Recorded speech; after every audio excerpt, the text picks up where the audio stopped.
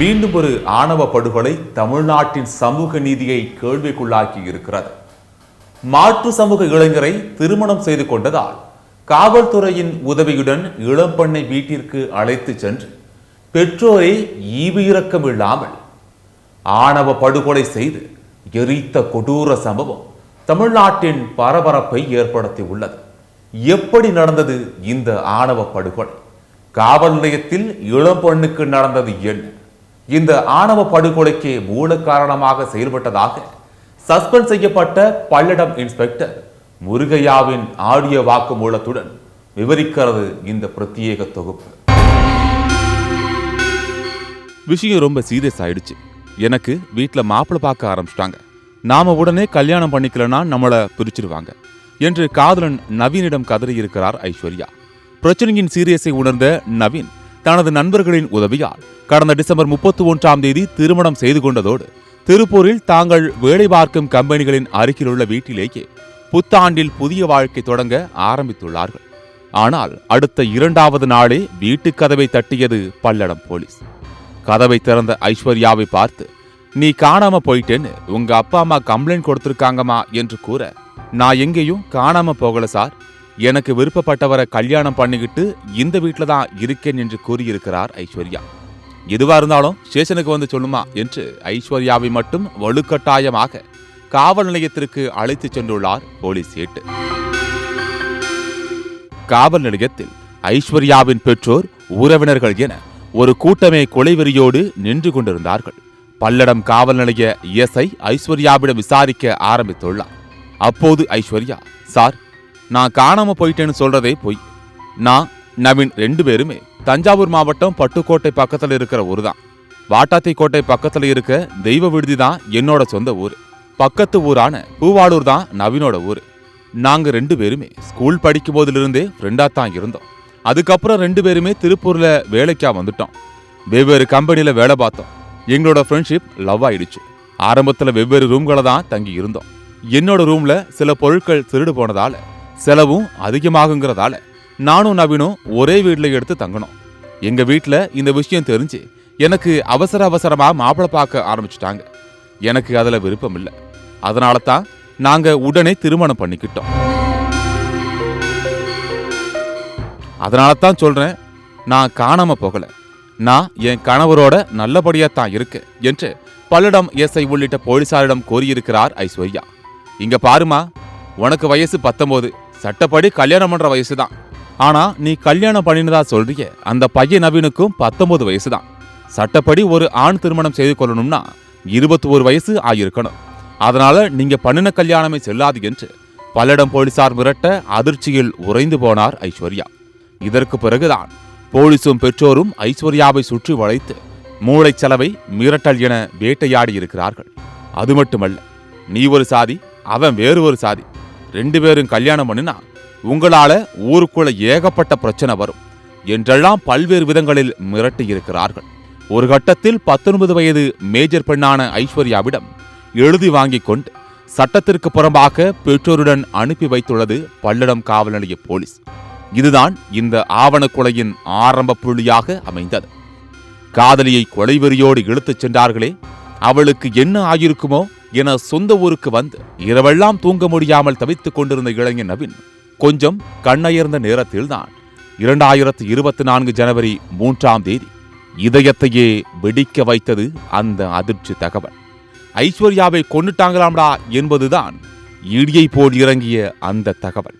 பதறி எடுத்துக்கொண்டு ஓடிய நவீனுக்கு ஐஸ்வர்யாவின் உயிரற்ற உடலை கூட பார்க்க முடியவில்லை என்பதுதான் சோகத்தின் உச்சம். சாதியின் வெறி ஐஸ்வர்யாவின் உடலை எரித்து தீக்கிரையாக்கி இருந்தது. துடிதுடித்த நவீன் காவல் நிலையத்தில் புகார் அளித்தார். தஞ்சாவூர் மாவட்ட காவல் கண்காணிப்பாளர் ஆசிஷ் ராவத் தலைமையில் இளம்பெண் ஐஸ்வர்யாவின் பெற்றோரிடம் விசாரணை மேற்கொண்ட போதுதான் பெற்றோரை கொலை செய்துவிட்டு தடயங்களை அழிக்க தீயால் எரித்ததையும் ஒப்புக்கொண்டனர். இதனைத் தொடர்ந்து ஐஸ்வர்யாவின் தந்தை பெருமாள் மற்றும் தாய் ரோஜா ஆகிய இருவரையும் பட்டுக்கோட்டை குற்றவியல் நீதிமன்றத்தில் காவல்துறையினர் ஆஜர்படுத்தியுள்ளனர். பின்னர் அவர்கள் இருவரையும் திருச்சி மத்திய சிறைக்கு அடைத்தனர். மேலும் பெண்ணின் பெற்றோர் உட்பட இதுவரை 8 பேர் கைது செய்யப்பட்டுள்ளனர்.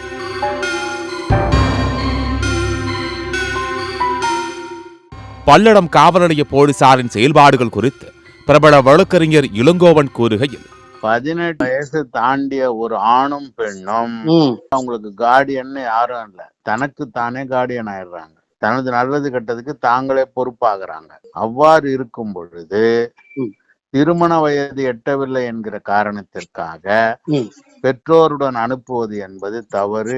ஒண்ணு. அடுத்தது, அது தெரிஞ்சே செய்த காரணத்தினால அந்த கொலைக்கு அவர் உடந்தையா இருக்கிறார். அதனால அந்த ஆணவ கொலையில அவர் மீது எஃப்ஐஆர் போடணும். இந்த நிலையில் இந்த ஆவண கொலைக்கு நீங்கள் தானே முதல் காரணம், இருவருமே மேஜர், திருமணம்தான் செல்லாதே தவிர அவர்கள் ஒன்றாக வாழ உரிமை இருக்கும் போது பெற்றோருடன் ஏன் அனுப்பி வைத்தீர்கள் என இந்த வழக்கில் சஸ்பெண்ட் ஆகியிருக்கும் பல்லடம் இன்ஸ்பெக்டர் முருகையாவிடம் சத்தியம் குழு பல்வேறு கேள்விகளை எழுப்பியது. கூட்டிட்டு வந்து விசாரிக்கும் போது பொண்ணுகிட்ட பெற்றோரை பேச விடுறது வழக்கம். அவங்க அப்பா உறவினர்கள்லாம் வந்திருக்காங்க, பேசுறாங்க.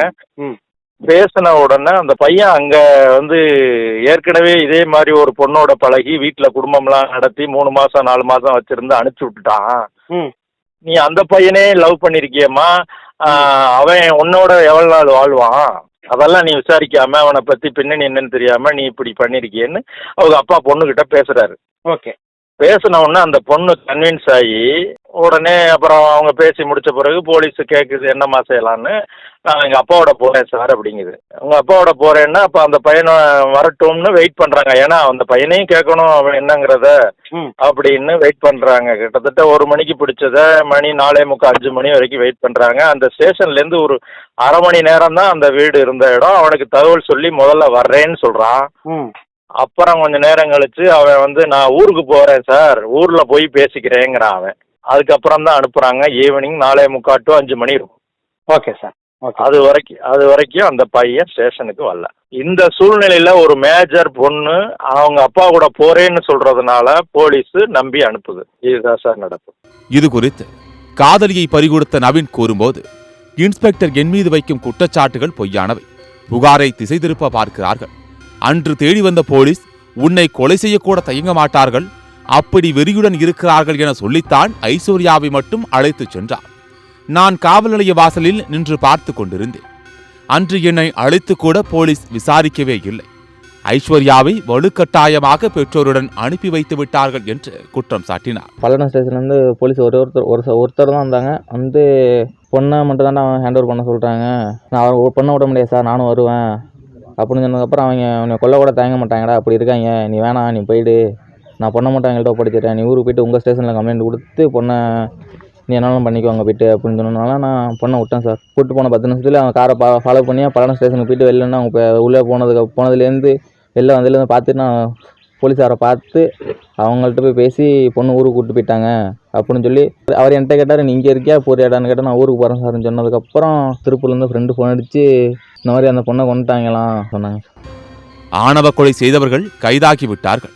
ஆனால் அதற்கு காரணமான பல்லடம் போலீசார் இன்னும் சட்டப்படி கைது செய்யப்படவில்லை. போலீசின் கட்ட பஞ்சாயத்தும் சாதிவெறியும் சேர்ந்து ஒரு உயிரை எரித்து சாம்பலாக்கி இருக்கிறது. ஆனால் இது போன்ற காதல்களை எரித்துவிட முடியுமா என்று கேள்வி எழுப்பிக் கொண்டிருக்கிறது ஐஸ்வர்யாவின் ஆன்மா.